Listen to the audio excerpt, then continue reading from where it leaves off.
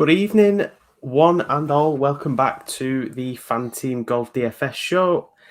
I am back from my hiatus. I don't even know who has been on the show, who hasn't been on the show in recent weeks. All I know is that Jack, the absolute staple of the show, has been holding the fort. But yeah, we're all back. The three ball is back. How are we doing, fellas? Well, yeah, I held the fort on my own last week. I mean, that was fun. I had about 20 tabs open on my really slow laptop as it is. So yeah, you can imagine how fun that was. No, it was good. I've missed you both. It's good to have you both back. And Said through gritted teeth. no, it's very good to have you both back. And you don't catch me taking days off for my birthday, which is tomorrow, everyone. So you don't catch me taking days off, do you? I'm still here. But yeah, no, good to have you both back, gentlemen. You got the same birthday as my mum, Jack. Randomly, there you go. No correlation. Absolutely zero correlation there. Love that. Speaking of love, moving on to Liv. How was the Liv tour, Jack? You were there this past weekend. I think it would be horrible if we didn't talk about it because it grabbed massive headlines over the weekend.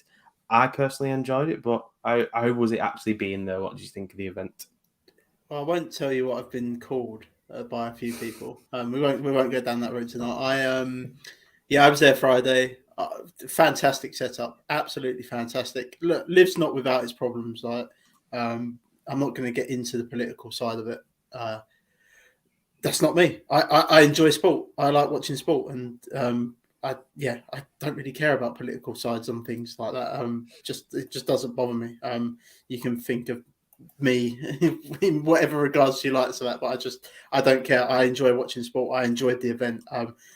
Very, very well put on. Like I say, it's not without faults. I didn't really like the team aspect of it, to be honest. I don't think that worked very well at all. But I enjoyed the YouTube streaming of it, and being there on Friday. Fantastic golf course, one of the best golf courses I've ever been to, and I'm certainly going to go and play London Centurion at some point. Fantastic setup and good for golf. Very good for golf, I think, the added competition.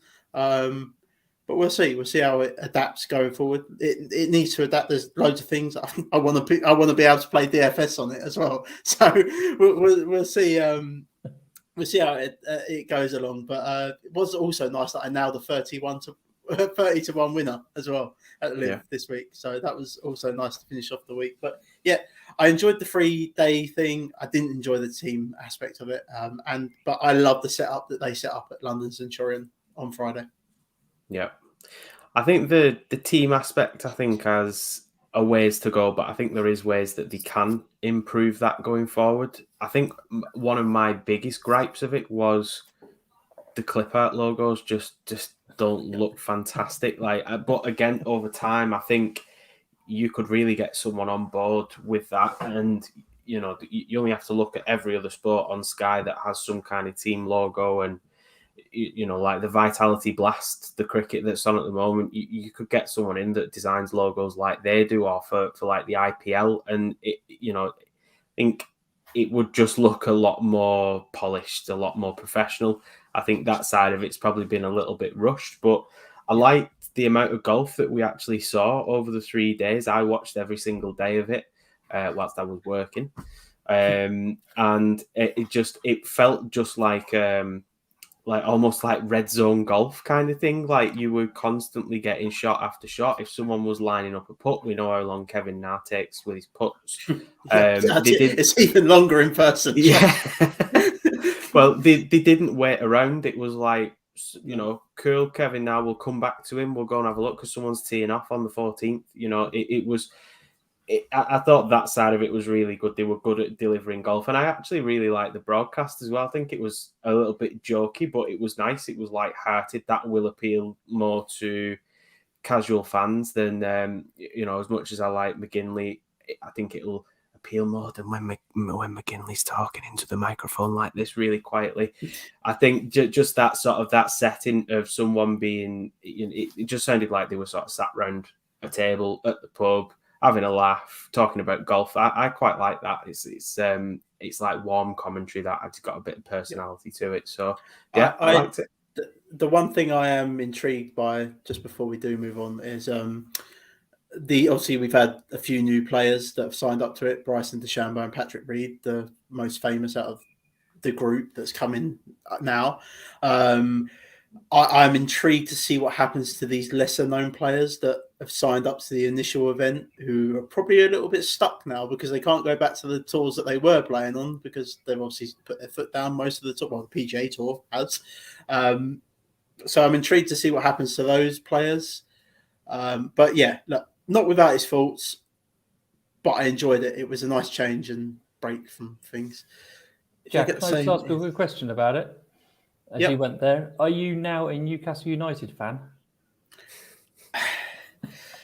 That's actually a kind thing. Well, you should see what some people have called me. I know. My point making is actually in your defence, Jack. It's like I get you, Mark. Plenty of Newcastle United fans who seem very offended by the Live Tour. Yeah, I like sport. I don't care about politics. If you want to get into politics, I could do a politician show with you. I think they're all, you know what. So yeah, we won't get into politics. And I love sport. End of. That's it. End of. Yeah. If they get the same 54-man field every week for next year, they need to keep the teams for every event. Not sure if that's the plan. I don't really know what the plan is. I think they're just kind of trying out things as they go along and see how it goes. And like I say, I don't like the team aspect of it, but we'll see. We'll see how it goes. Yeah.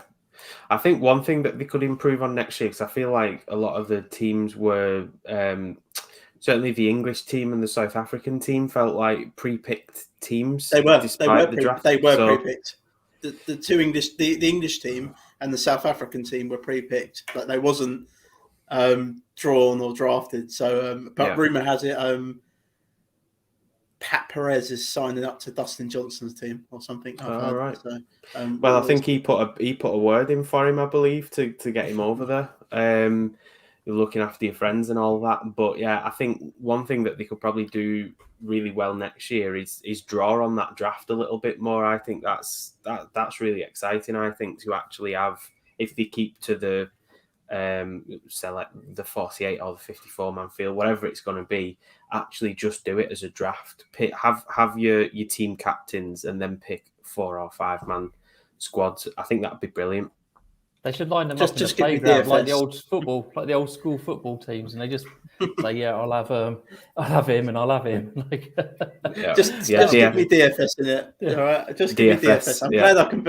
I'm glad I can bet on it. Just give me DFS now. So yeah.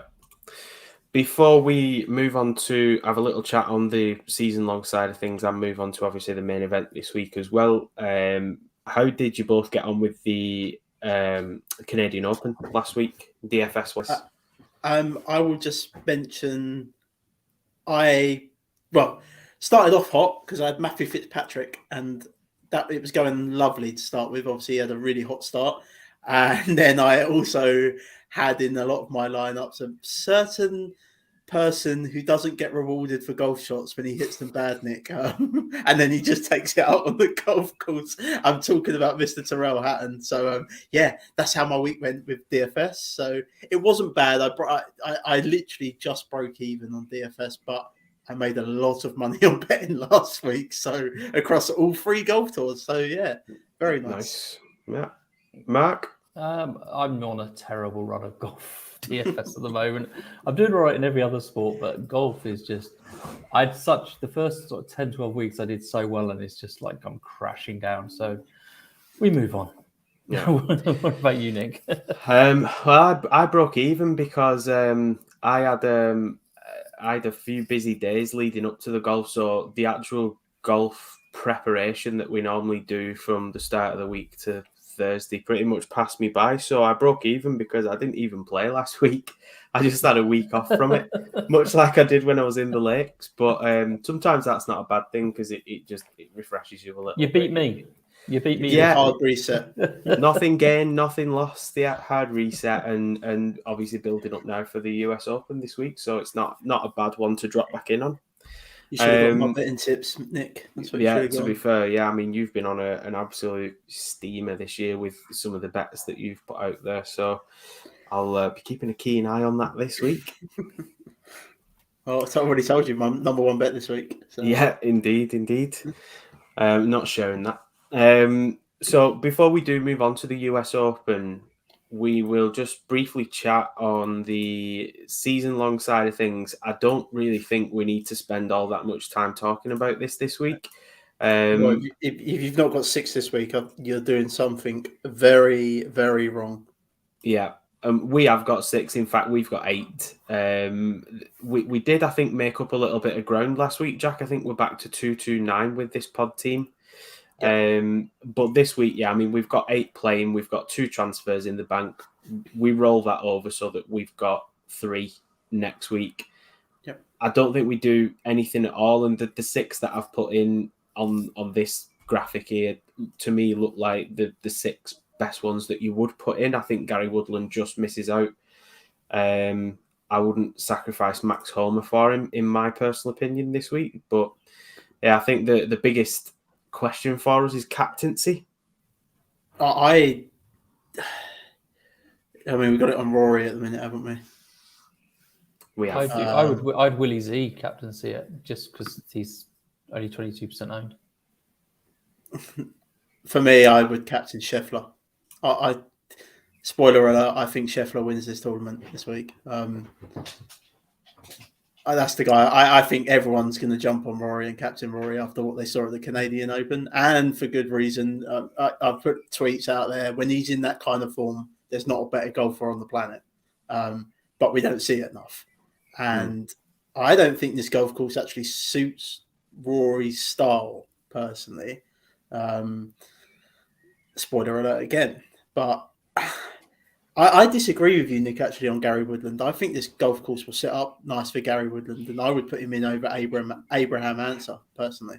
But that would obviously be so you got a 1-1 there now, and I think that's down to Mark to make up the last call on that. But I think the golf course sets up better for Gary Woodland than you're giving it credit for.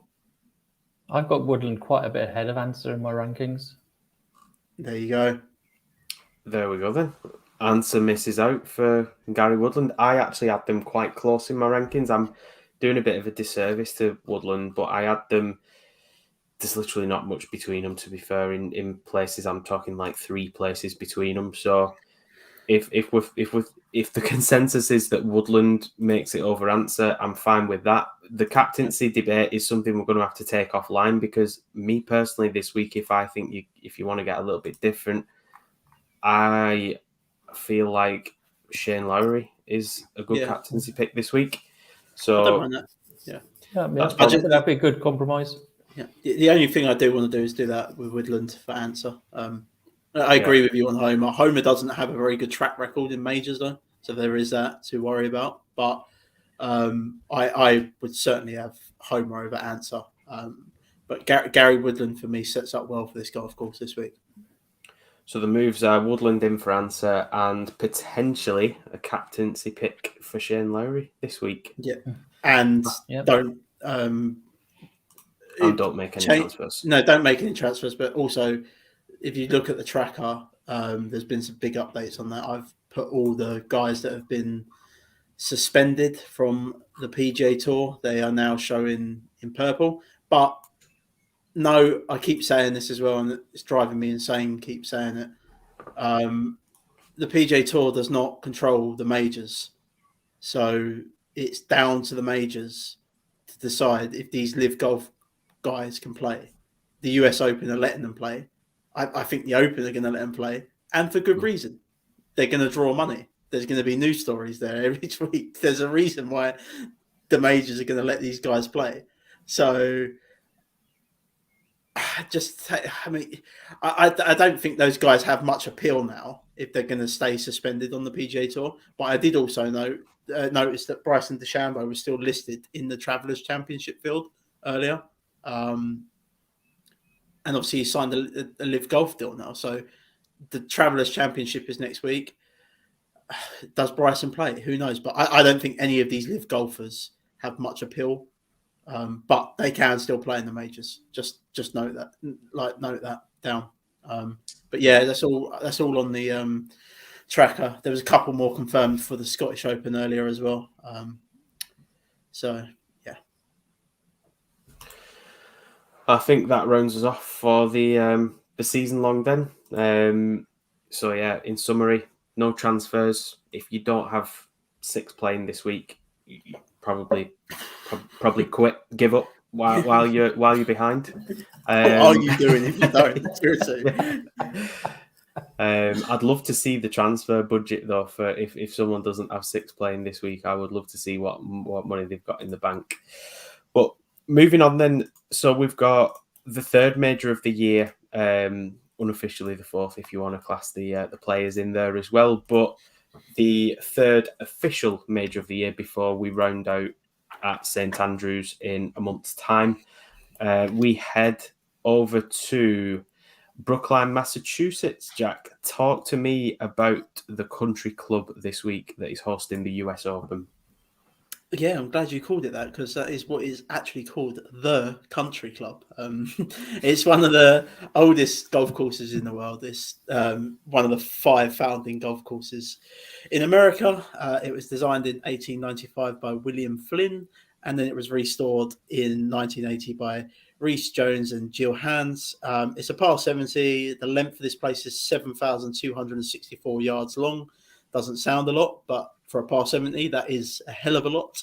There's water in play on 4 of the holes around here. The fairways are bent grass. The greens are POA. The greens actually measure 4,388 square feet. They are very small. They are the 2nd smallest set of greens in major history. The rough around this place is thick Kentucky bluegrass rough. It is really thick. If you've not seen on my Twitter feed, look at that. There was a video on there. Someone dropping a golf ball in this rough. A ball. Is a US just Open. Disappears. The rough is the rough is thick. It's designed like that. It's supposed to be like that. It's open. It's a major. The hardest hole around this place is the 12th hole. It's a par 4. It's 505 yards long. It yields about 35.8% of bogeys to the field on that hole. The easiest hole is number 6. It's a par 5, 564 yards long. It yields about 42.1% of birdies on that hole. If you really do need to make birdie on that hole, like that green, you can get at in 2. There is a really intriguing hole around this place, and I mentioned it to you 2 earlier. So this is hole 14, right? There is big penalties if you miss the fairway off the tee on this hole. So you're going obviously, if you miss the fairway on this hole, you're going to find the rough. But this is a par 5. This hole as well. Just due to the design of the hole. With the 2nd shot, if you miss the fairway, it will force you to lay up with a wedge with your 2nd shot. So you're only going to get like 130 yards down the fairway. That will leave you a 3rd shot in of over 200 yards into the green. So massive. I mean, that's just weird. Like going from a driver wedge to a 4-iron or something like that. It's just absolutely ludicrous to think about something like that. Massive penalties on that hole if you miss the fairway. That is common on a lot of these holes around this place. They're all dog legs, tree line fairways. Again, uneven lies everywhere. I mean, you've seen it. See it again. I put a video on my Twitter the other day. A ball rolling off, like if you just for hitting the wrong part of the fairway, like, and it rolls off into the rough or the water. That is a US Open. That's how they're set up. That's how they're designed. They're designed to be hard. When Bryson DeChambeau won the US Open in 2020, he was the only golfer under par. These places are meant to be hard. You're not going to see your Byron Nelson 30 under jobbies here. Like this is the cut is going to be over par. And that is also, note this as well, only the top 60 in ties make the cut. It's not like a regular PGA Tour event where it's top 65 and ties that make the cut. It's only 60 and ties here. And it's a big field as well. It's a 156-man field this week. So big field and only 60 and the ties are going to get through. Guys, I can't just emphasize it enough. This is tough. Like, this is tough golf. As tough as you will see ever. And I can't wait. I love Brookline Country Club. I remember watching the Ryder Cup there in 1999. Absolute heartbreak. That's literally when I first got into golf. Team Europe dominating going into the final day, the singles day. There's a just look at it. Just like type in 99 Ryder Cup. Justin Leonard nailed a 40-foot putt into the center of the hole. And I mean, Team USA just went absolutely nuts. That was the half the hole, and that was it. It won Team USA the Ryder Cup, and yeah, heartbreak for me as a youngster. There's not been many events played here since. You've had the Amateur US Open, which was in 2013. You're going to hear that a lot. Matthew Fitzpatrick won it. Don't take any of that into consideration. This is a US Open. They've set it up to play like a US Open. It's going to be bloody hard. I can't emphasize that. You have to, the golfers this week will have to take their medicine and eat it on a lot of these holes if they get into trouble. Wow. We're in for a tough week then, fellas, by the sounds of things. I can't wait. I love it. It's purest golf, though, what we're going to be seeing. Like you said, Jack, it's set up as a major. If you want to go out there and you want to win this competition, it's going to get tough. I can hear the Tyrrell Hatton complaints already. Mark, talk to me about your key stats this week. Well, as Jack said, this is a big boy course, and this is going to be big boy golf. And I'm not trying to get too cute here. One thing I saw a stat about, which I can't find it again, but I sort of briefly remember it and think I know Jack saw it as well, is the correlation to bogey avoidance and success in this is it's huge. I haven't seen any other stat which has been so correlated. So for me, I've created a general model, which is all four areas sort of, sort of split down into other bits, but very even between approach, off the tee, around the green and putting. But I've also added in a separate sort of statistical category for me for type of bogey avoidance. It's not just plain simple bogey avoidance. So yeah, those are the areas really. I've kind of created a completely new model for this week, and it could flop. Maybe we'll do very well. I don't know, but I've got a lot of importance on bogey avoidance. That is the way to play DFS, though, Mark. Like, either fall flat on your face or put something together that potentially stands you in good stead to take home the bag of money. Jack, I've been falling on my face a lot over the last few weeks. Well, yeah, you and me both when I have played. Jack, I saw a glimpse of your model before. The numbers blew my mind. So please enlighten the listeners. Nick, we might be another half an hour if you go through all of it. All right, I was sorry. I'm not giving away the percentages this week, guys. You will have to follow my newsletter for that. Just follow me on Twitter, and you can find my newsletter there. It's free. Right, here we go, boys. Sorry.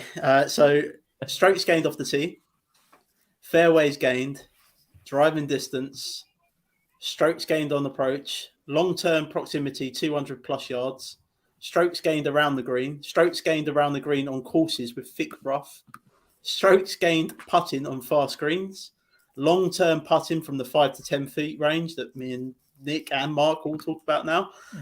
Strokes gained total on difficult scoring conditions, bogey avoidance, the same as Mark, and then comp courses. I've got Merion, Pebble Beach, which I've got Pebble Beach as the US Open when it was set up for that, Olympic Club, and Bethpage Black. That is my model, Nick. It's a big one. Yes, it certainly is. Good to hear that there is some similarities in there with what I'm looking at this week. So strokes gained approach is fairly prevalent, as it always is. Strokes gained around the green.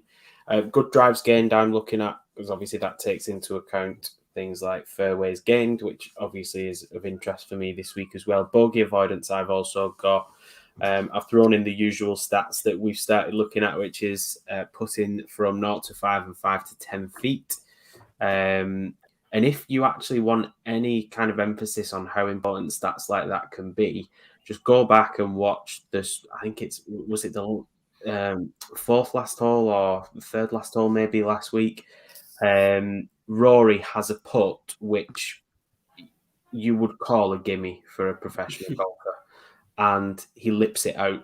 And it's like, this is where stats like that come into play. Some golfers do just struggle with shorter putts. Obviously, these are smaller greens, so things like 3-putting, I don't think will really come into it much this week. But certainly taking into account strokes gained putting being a variable stat, we've said that plenty of times, but I think it's something that you can definitely include in your model this week. I'm with you as well, Jack, on the proximity approach. So I've put 200 plus, and I've also put 175 to 200 in my model as well to cover that area. And that is pretty much me. So not quite as detailed as you, but I think I've taken a little bit from you both this week.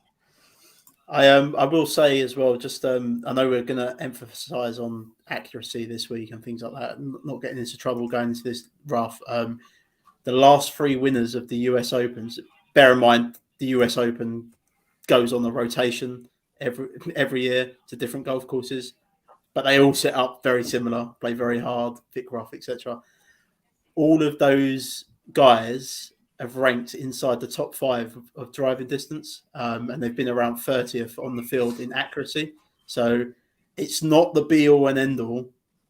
It is obviously important. You do not want to be finding that rough, but it's not the be all and end all. Like, as I say, the driving distance has been the stat that's worth more looking at in recent US Open history. Yeah. Fair point. Let's start talking about some of these players and lineups then, guys. So we'll go through the 20 mil range, and then we'll cover off the rest of page 1. So we've got Scotty Scheffler at 22, Justin Thomas at 21.6, John Rahm, who actually won the US Open last year at Torrey Pines at 21.2, Rory McIlroy 20.8, Cameron Smith 20.4, Colin Morikawa rounding us off at 20 mil. I'll start with yourself, Jack. Of these top tier 20 mil golfers, who is the one that's standing out the most for you this week in your model? I play Scotty Scheffler. He's not the number 1 guy in my model, but Justin Thomas is ranked number 1. Obviously coming off the back of that PGA Championship win as well, and then Rory's number 2. Scotty Scheffler's number 3, but I'm going to play him purely based on the fact that he'll be the lowest owned out of those 3, out of Thomas and Rory, especially. Rahm's an interesting one there, but Scheffler just, I mean, he comes second at the Charles Schwab, and I think people forget about that. He lost that playoff to Sam Burns. He gained 12.4 strokes total to the field that day. The only place Scheffler's losing strokes at the minute is with his putting. He's gaining strokes everywhere else, around the green, all the key areas that we want to see this week, off the tee, around the green. And the guy has won 4 times this year. Like, that's hard to do. I know it's hard to do, and I think people look at it and go, "Oh, he can't do it again." He can certainly can, and this place sets up well for him. If the putter gets a little bit hotter, and we know putting can do that, it can vary from tournament to tournament. He could easily win this. He's by far my favourite play out of the top guys. Rory's going to just go nuts, like ownership-wise this week, and people are going to go back there. I've got a funny feeling you're going to get burned, but we'll see with that. Justin Thomas is obviously a nice play. He hits irons so good on the approach, Justin Thomas.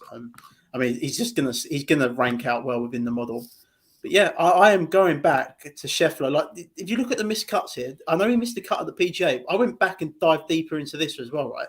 He missed the cut at the PGA, and he finished 55th at the Players, right? He was on both events on the bad weather side.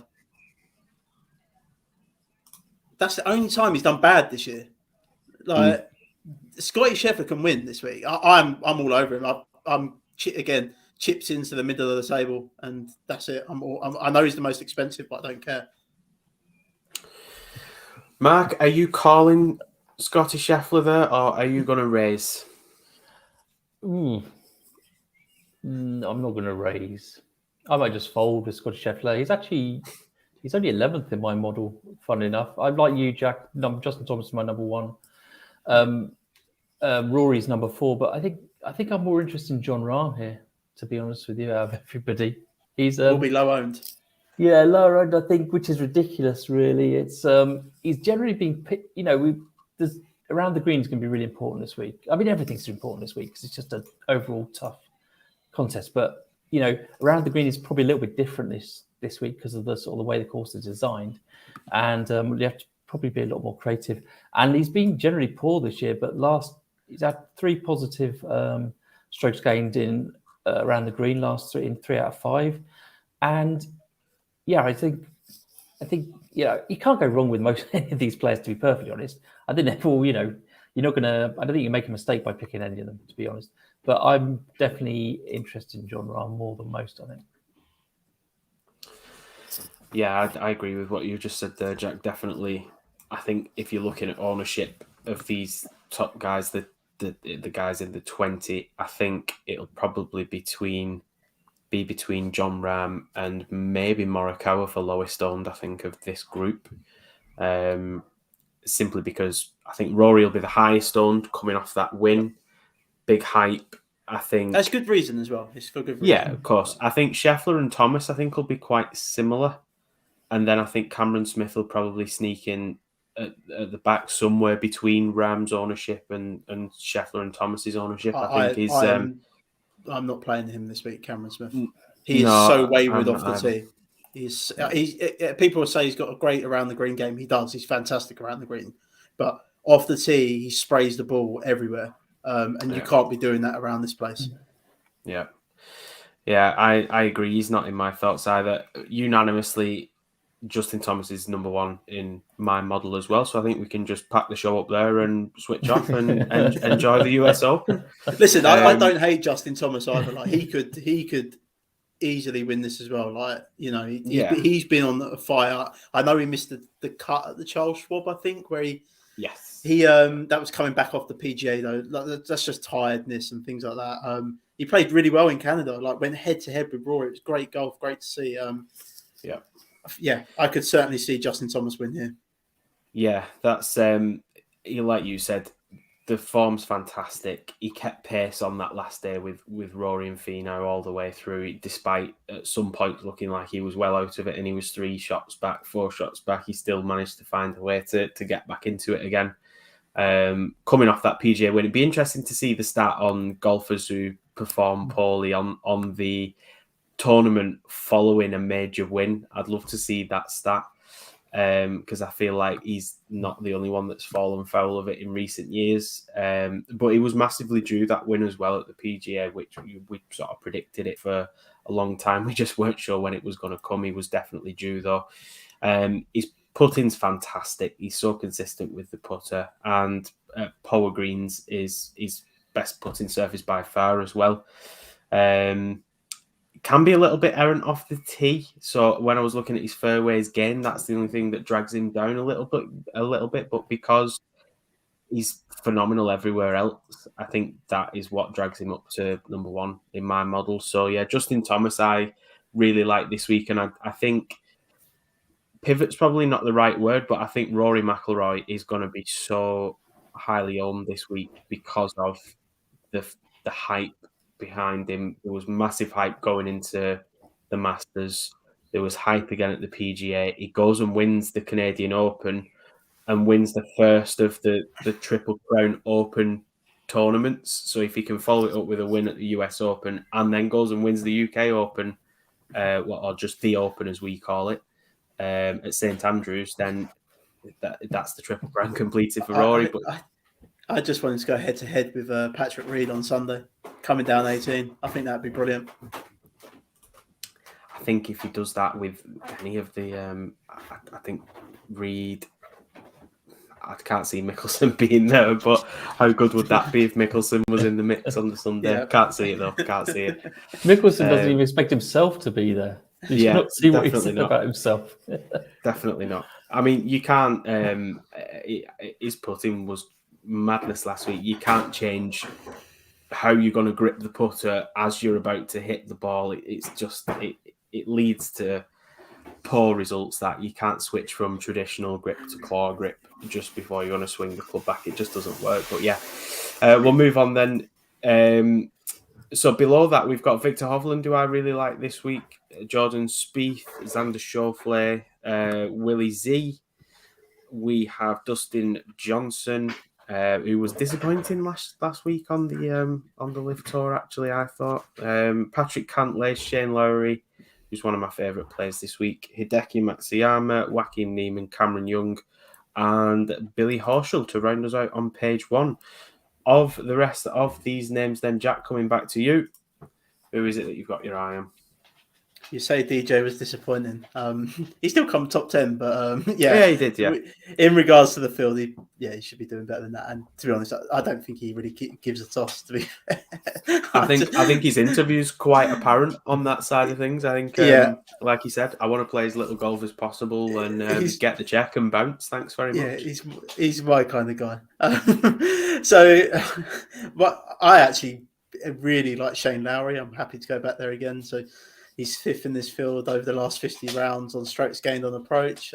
Bogey avoidance, he's number one in the field over the last 50 rounds on bogey avoidance. And that'll be key this week to score.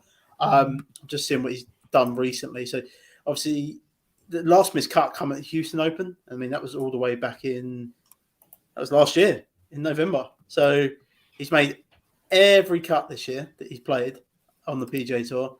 10th last week at the Canadian. I think that went a bit that wasn't really, he wasn't really shown a lot last week down the stretch there in the Canadian Open. So that I didn't really see that. I didn't actually know he'd come in was top 10 there. Memorial was 32nd, PGA Championship 23rd, but RBC Heritage before that and the Masters he's third there. He's just playing really, really good golf at the minute, Shane Lowry. Gaining strokes everywhere, and I mean all over, like you go back over the last 5 events, strokes gained total, 8.6 strokes gained tee to green, 6.4, strokes gained off the tee, 1.7, strokes gained on the approach, 3.8, around the green, 0.9, and putting 1.3. He's just gaining strokes everywhere. I like him down there, and I think he's actually really good value. I actually prefer him over a lot of the guys above him.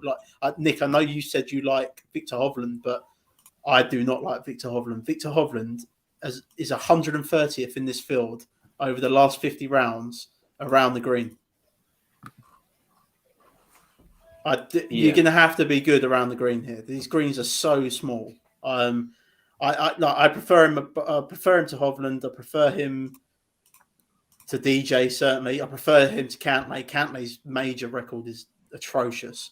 I'm just not going back there. So there's a few guys above him that are just. Yeah, give me Lowry over most of them guys above him. To be honest, I do agree with you on Lowry because he is playing his best golf of his career, but by far, really, I know he had obviously the Open win, but in terms of consistency, I think this is the best golf we've seen out of Shane Lowry. And like you said, Jack, the 10th last week at the Canadian Open sort of went under the radar a little bit, but when you dissect the stats there, what seemed to let him down was his putting. But consistently, he's been really good with the flat stick this year. Before I move on to you, Matt, I mentioned Hovland. Hovland, I agree, is a massively risky pick this week because his strokes gained around the greens is not pretty reading at all. However, I'm probably targeting him more for his approach play, which he's fantastic in, and just hoping that he won't need to. Hoping that his approach comes into play more than his need to play around the greens. I get the risk there, absolutely. And I'm with you on that. He'll be lower round. Yeah, but to be fair, there's quite a few around this area of the page I like. I really like Xander Schauffele as well, but I'm not going to steal thunder because that might be someone that you like, Mark, so take it away. Well, I mean, it's so funny. We've got 3 very different models this week, and Shane Lowry's number 5 in my model. So it's like we seem to be coming back to the same results from completely different directions. Like I say, Nick, that last week's putting was an outlier for him. So yeah, I've got no problem with that. I'm not sure Jack might kick me off the stream when I say this, but I'm big on Jordan Spieth this week. Oof. No, I like Jordan Spieth. I do like Jordan Spieth as well. I really am. He's actually gone through a really bad run of putting, and then last week he gains over 5 strokes, or not last week, his last time out, a couple of weeks ago. Yeah. And I just feel, Jack, you talked about it in your course preview part. This is a very unusual course. There's lots of difficult situations you have to get out of and stuff. It's not your standard, one shot approach shot, 2 putts as it were for pars and stuff. I think that sort of creativity just really plays to Jordan Spieth's strengths because he's got shots which nobody else has. He's lucky. Yeah. Just call him lucky. Yeah, okay. He's been lucky for a very long time in patches. Yeah, I'm not denying it. He's very good at it, but he's very, very lucky. So yeah, I do like Jordan Spieth. Funnily enough, I think Victor Hovland is nowhere on my model at all, but he's going to be so low owned. Yeah, and there's part of me that just thinks you've got to put him in somewhere just because of that. I think he could. I mean, if you're not going to play him in DFS, I think if nothing more, he potentially might be worth a bet because he is a fantastic golfer. But I do get the concerns around the greens. He is really poor on that stat. That really worries. Yeah, that really worries me. You need to be good around the greens here. Like it's the only way you're going to compete. That really does worry me. And it's a shame because it's literally his only outlier stat. Really, everything else is really good across the board. The one thing with Jordan Spieth as well is he's putting, like you said, Mark, at the Memorial. He gained 5 strokes putting there. He's performed really well this year in spite of his putting at times. He has been quite lucky with his putting, but when you look at some of his finishes, like he loses 2.5 strokes putting at the RBC Heritage, but goes and wins the thing. This is why I like him, because I think if you look at his stats, he's not like a lot of players fall into this almost like an template where they're all like you've talked about. Hovland does everything well, but not the around the green. We don't get that with Jordan Spieth. Yeah. When he does well, sometimes it will be because of his around the green, or because of his putting, or because of his approach play. There's never one approach last week, not last week at the Memorial. Yeah, but I think because of the fact he can do it in so many different ways, I think really for this sort of course, I think really plays to his strengths. Could you just mention sorry. Yeah, I was just going to say, the thing with Spieth is he has every shot in the book in his locker as well. So that creativity anywhere. And some that aren't in the book as well. Yeah. Just a quick shout out for Willie Z because he just has this amazing record in tough fields. Yeah, and agreed. Yeah, I mean statistically he's not fantastic in my model, but you just can't ignore that. He's 15th within my model. 16th in mine. Yeah, but you can't ignore his record. No. His record in majors is something else. He was another one that I'll be playing a fair bit of this week, Willie Zalatoris. It's just losing strokes with the putter. That's it. Over the last 5, 10, 20 events, it's just the putter. It's so like if you can just get back to the baseline with the putter, then he'll compete. Yeah, that makes him a great DFS play, doesn't it? Because if he did have the putter, then he'd be top of his models. He'd be highly owned and stuff. That's what makes him a great DFS play. He just needs 3.5 rounds of really good putting, maybe. And he's up there. This might be controversial as well. Before we move into page 2, Nick, I'm off of Cameron Young. He's not really featuring for me this week either. And when I say I'm off of him, I'm going to bet him to miss the cut. Yes. It's a hot take. I know it's a hot take. But if you look at the Memorial, he lost 4.7 strokes on the approach. The approach is going to be key around here, right? He missed the cut of the Masters. I mean, we've not got the stroke gain data there, annoyingly. We only get strokes gained total. So he lost 5.6 strokes in total with a miscut of the Masters. Players don't care about the miscut. He's also like losing a lot of strokes putting over the last 4 events that he's played. I think that train has gone. I think we're coming on the decline of it. And I'm going to fade him. He's going to be really popular. Everyone loves playing him for good reason. He's been really good this year. But I'm going to fade him and I'm going to bet him to miss the cut. At least you've said hot take, Jack, and it is actually a hot take and not just wrapping it up as a hot take when actually it's an obvious point. But one of the names that I mentioned as well, just before we move on to page 2, before we literally run out of time, maybe we spent so much time on page 1 here, but we talked about US Opens. It changes venue every year, but are all fairly similar setups in terms of difficulty. Xander Schauffele has fantastic history in US Opens. I'm talking 5 top 10s in a row. Is he ever going to win a major? If he does, this feels like it could be the one that he wins because of his form in it. He's ranked 10th in approach. He's one of them players, Xander Schauffele, where he's actually just fantastic, really, across the board. In fact, the weakest stat that I had of him in my model is his putting. And even on his putting, it's literally on the 5 to 10 feet range. He's not awful on it. He's just sort of lower third of the field. It's his best putting surface. Besides that, he's just excellent everywhere. And I think because he has shown in US Opens of years past, despite them being at different courses, because he has shown that he can compete, he's always there or thereabouts on the last day. And he's not got too bad form recently. 5th at the AT&T, 13th at the PGA, 18th at the Memorial. He's put together some decent finishes this year. Again, I feel like there's going to come a point where if he's going to win a major and get over that mentality of can he win one, this feels like the one that he could win. So, yeah, I like Xander Schauffele this week. I think there's lots to like in that area, to be honest. I like Billy Horschel as well. He does well in my model as well. So yeah, I think there's definitely some really balanced lines to be built from this this end of the page. We'll move on to page 2 then, fellas. So we have Matt Fitzpatrick, Brooks Koepka, Daniel Berger, Sam Burns, Tony Finau. Fantastic last week, Tony Finau was. The putt that he held on the last was brilliant. Max Homer, Tyrrell Hatton. I'm going to draw the line at Tyrrell Hatton there before we move on for the top half of page 2. The petulant child, who I will probably go back to again. Yeah, like I said, I can already hear, I can already see the great shots that he's going to play, and I can already hear the complaints about the golf that he's not going to get rewarded for this week.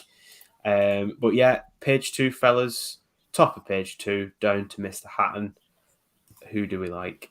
There's a lot to like again, isn't there? Fitzpatrick's going to stand out. It's so strong, isn't it? I can't get there with Koepka, and I know what he's like in majors, and I know, Nick, you've had a bet on him, but we had a bit of a brief discussion before we come on. I just can't get there with him. He's not the same player he was when he had that run in majors. Daniel Berger is an interesting one, definitely. I've got my eyes on a trio here of Burns, Finau, and Homer. All of these guys rank well within my model. Sam Burns, I thought he was going to go and win it again. He just seems to come out of nowhere on the last day in events. Like last week, I thought he was going to charge himself up. Isn't Burns massively underpriced, or what am I missing? It's just the pricing around it, I suppose. I mean, yeah, I don't know. Burns and Homer. Yeah, maybe he is a bit, but I think I'm going to go back to Sam Burns and Tony Finau. Tony Finau has come second and fourth in his last 2 events. Something's clicking at the moment for Tony Finau. Something's going right for him at the moment. Strokes gained tee to green might be it. He's 11.8 strokes gained tee to green at the Canadian Open. Off the tee, he had 5 strokes gained. Putting at the Canadian Open, 6.4 strokes gained. It's approach play at the Charles Schwab. He had 4.9 strokes gained. Like you say, Nick, something's clicking, and it's been clicking since the PGA Championship, because I'm on his page now and he's just green from the PGA Championship upwards. I like the trio here. Homer worries me because of his record in majors.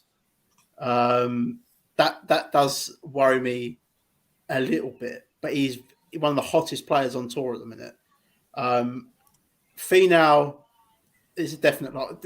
I can get all three of these guys in easily within my lineups this week, and to be honest, I think I might just take them over Fitzpatrick, because I think, for me, Burns, Finau, and Homer offer winnability, and I don't think Fitzpatrick can win the US Open.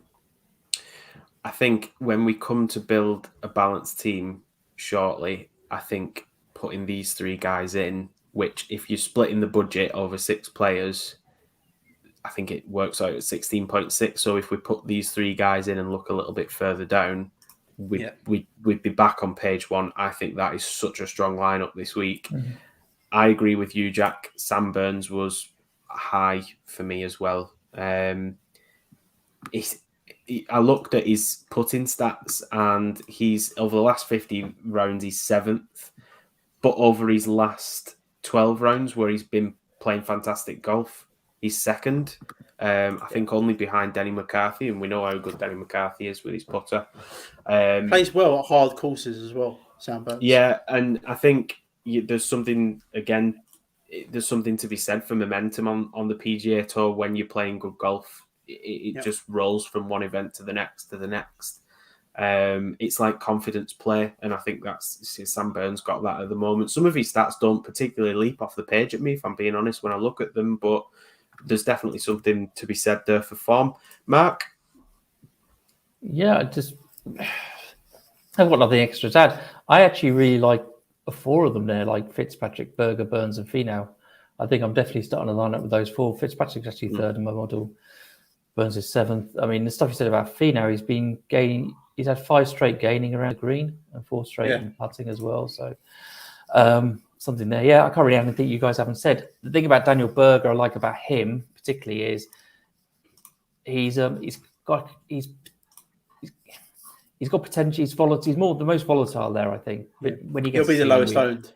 Yeah, he'll be the lowest owned. But if he's got ceiling week inside of him, which he has, his potential. He's a perfect DFS play, isn't he? That's what we're here to do, is play DFS. But I do like. I mean, when we do this balanced lineup, Nick, it's not going to be. We might have too many to choose from. I think to start it off for me.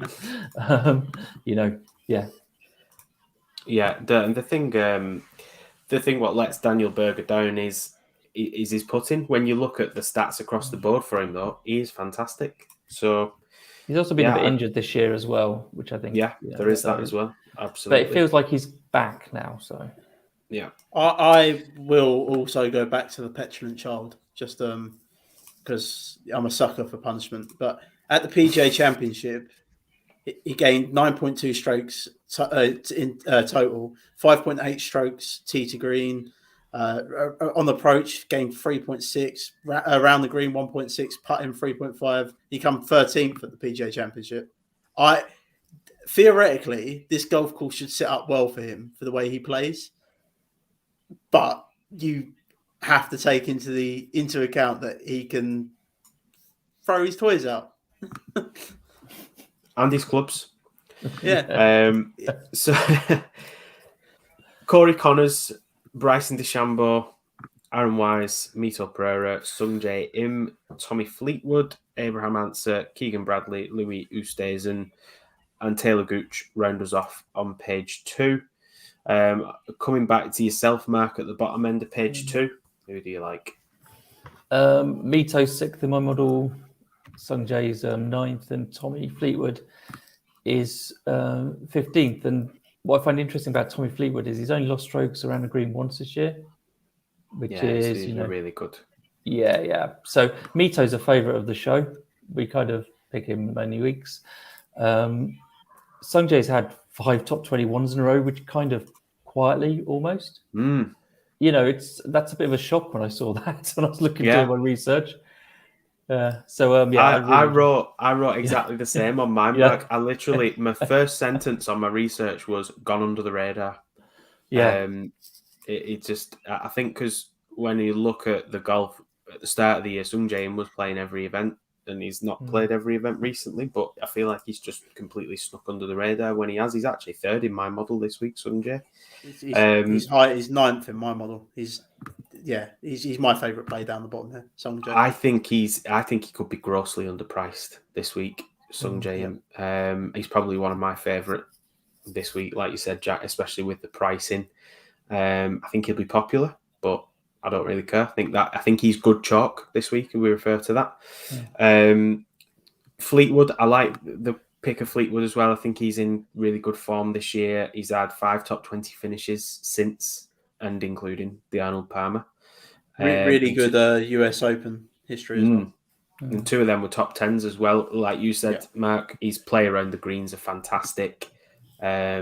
And he has only lost strokes once this year. And he's normally really consistent with his putter. It feels like we're seeing like that vintage Fleetwood form that we were getting from him in the lead up to not the most recent Ryder Cup, but the one before that, when he was playing really good golf, and him and Molinari had the sort of the back and forth. But yeah, I like him this week, Jack. Moving on. Yeah, no, I don't. Fleetwood and him are my favourite players down there. I like Mito, but Mito's played a lot of golf, so I'm just a little bit wary of burnout with him.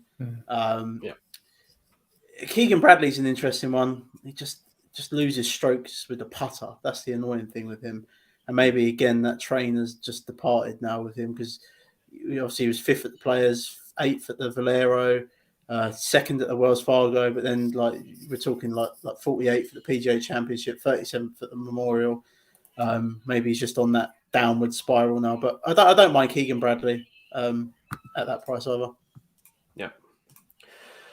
Move on to page 3. I'm not going to go through the whole of page 3. Just shout me out some of the guys that you like on here, because I don't think we necessarily need to venture further down than this week. I don't think there's a need to, because of the pricing on some of those guys at the lower end of page 2. But anyone on page 3 caught your eye, Jack, that you're more than willing to play this week? No. What a huge sigh that was. Webb Simpson has got good US Open course history. Actually, I think he's won a US Open, if I'm not mistaken. I might be wrong on that.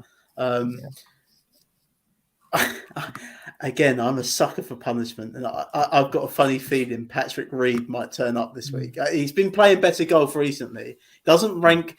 Now we're getting into the territory where we don't really have to look at the models, because these guys are going to be low. Patrick Reed doesn't rank particularly high within my model, but 3 made cuts on the trot. Where is he? So strokes gained around the green. He's 3rd in this field over the last 50 rounds, Patrick Reed. And I just got a funny feeling with this live stuff. One of them's going to turn up, and if I'm betting on anyone, it's going to be him, because he has a bit of a chip on his shoulder as it is. He has a bit of swagger. The Boston crowd this week are going to be hostile at best, and they might give him, they might say a few things to him. And I mean, we've seen it at the Ryder Cup with him, shushing people when he's nailed apart. He has a chip on his shoulder, Patrick Reed, and he's won the Masters. Let's don't forget that. He's a major champion. Playing better golf, as like I say at the minute. I'm going to go back there, I think, and I might be. I mean, at the Charles Schwab, he gained 8.4 strokes in total there. Around the green, 2.6 strokes, on the approach, 3.5. He's been playing better, like I say, since the miscut of the Wells Fargo. 3 made cuts, been playing better, and a top 10 finish in there. I think I'm going to play him. Don't hate it. Don't hate it, especially when you look a little bit further around the greens and stuff like that. Mark? Yeah, I'd actually have Patrick Reed on my list to talk about as well, because of his excellent US Open history. One player I just want to mention, he doesn't have, I don't doubt he's very high in any of our models. Davis Riley has 6 top 13s in a row. Yeah. I mean, that is just staggering, isn't it? And he's 14.8 million. Just staggering, statistically speaking, and everything. He's just not every week, doesn't he? Actually, but he just seems to turn. He's the 6 top 13s in a row. He's got the best form of anybody in the field. Now, whether that helps or not is another matter. I don't know, but I see. God, we've got quite a lively chat going on tonight. I don't know if you've seen that, like you guys. There's a few questions in there we probably need to. Sorry, I've got about 20. I've just seen the Munoz one. He's actually 28th within my model this week. Sebastian Munoz. That is over 50 rounds. That's what I look at for majors. I don't think you should be looking at short term for majors personally. That's my own thing on that. 42nd for mine. He's green everywhere, driving distance, which is weird for him because he's a bit of a bomber, Munoz. He's 72nd within the field, so he's kind of middle of the pack. It's a 156-man field.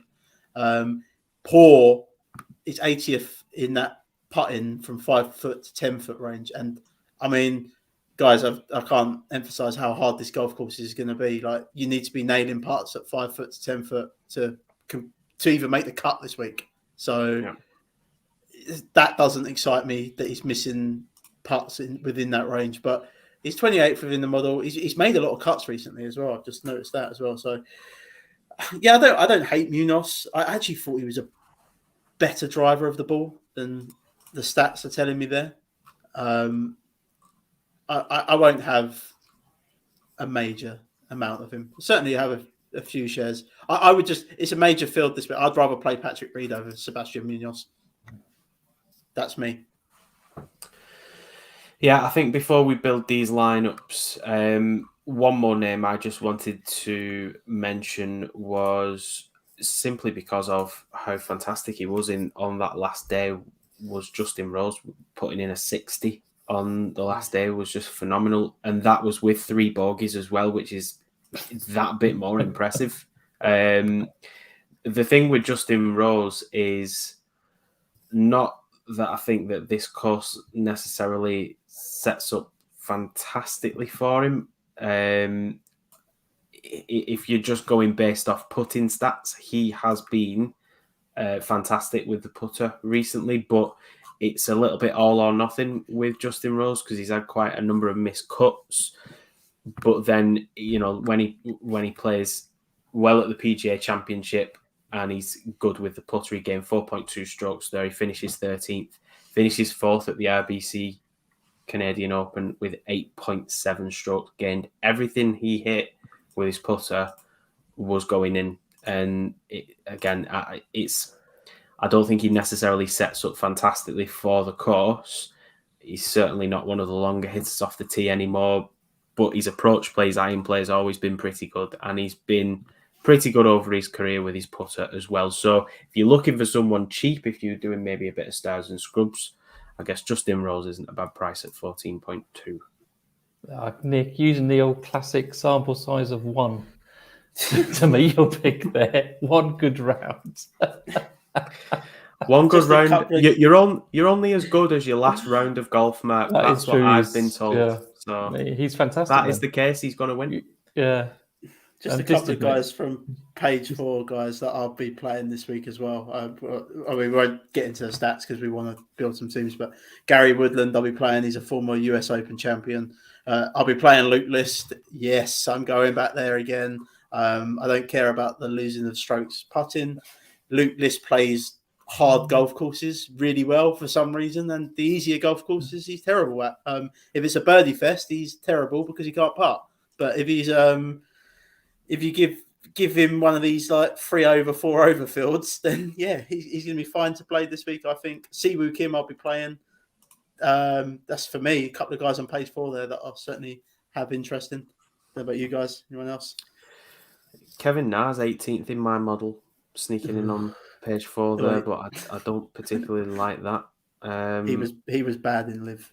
Yeah, he wasn't great. Was it? Interestingly, he's got a locker right at the side of Grayson Murray.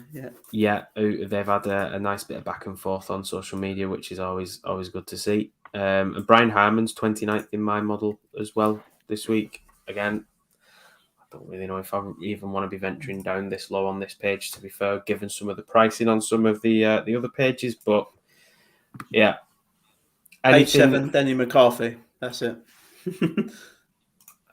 Well, I mean, what price is he this week, Danny McCarthy? 12.8 million. Oh my god! Oh my god!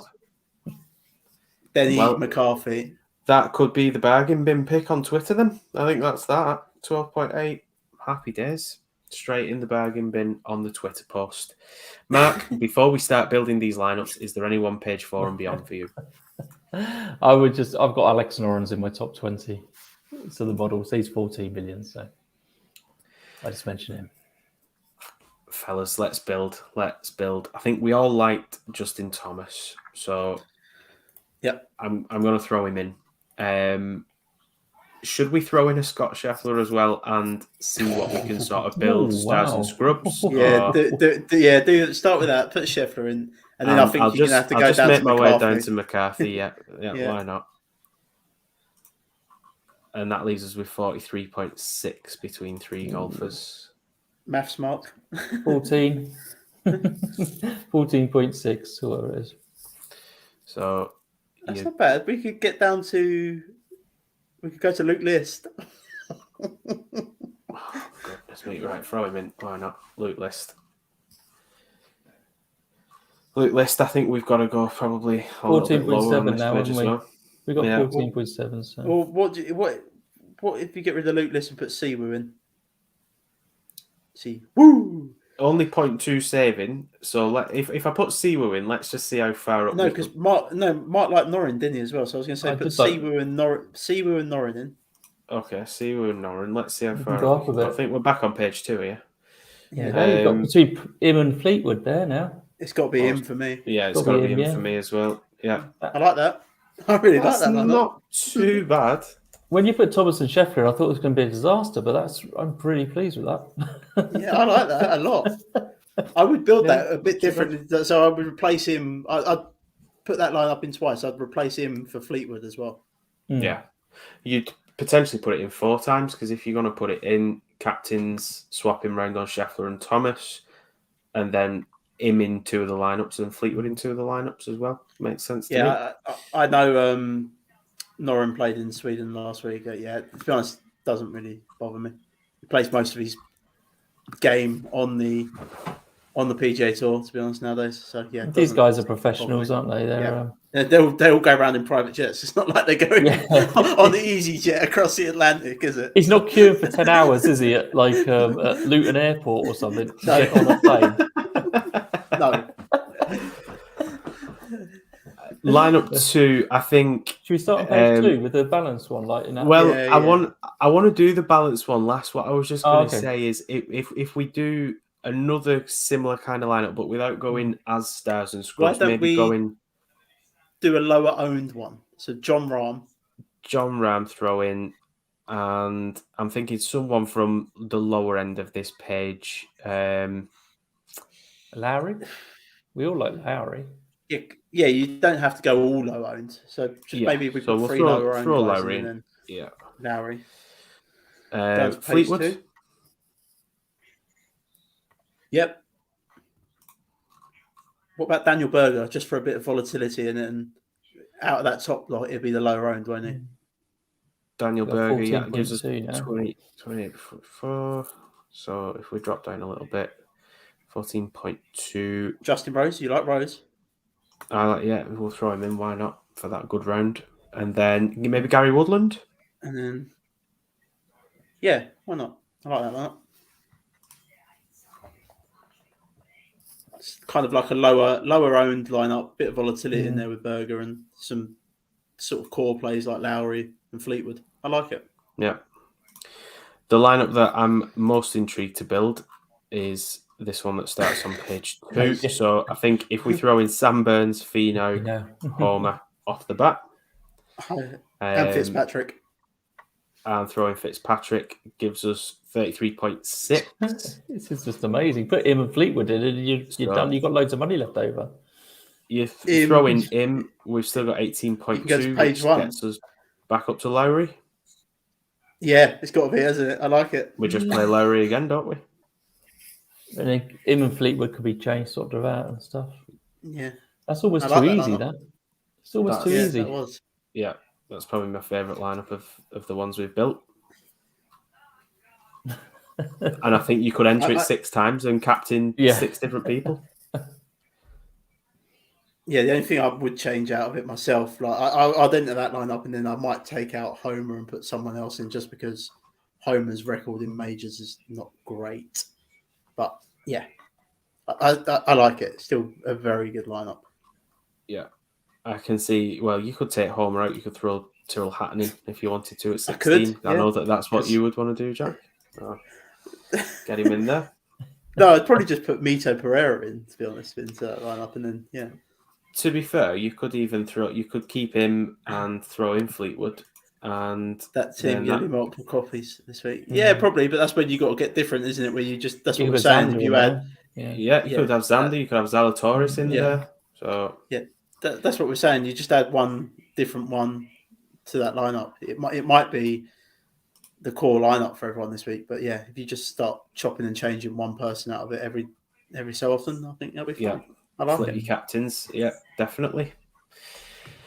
Well, I reckon that rounds us off nicely, fellas. A nice hour and 11 minutes later into the show. I think we've exhausted the US Open, the third major of the year. Before we round things off, anything further that any of you want to add this week? No, just enjoy it. It's going to be the bogeys. Enjoy all the bogeys. Yeah, it's going to be a wild ride. Yeah, absolutely. I think this week we'll go with drivers for show and around the green for the door. And we'll see you next week. Cheers, guys.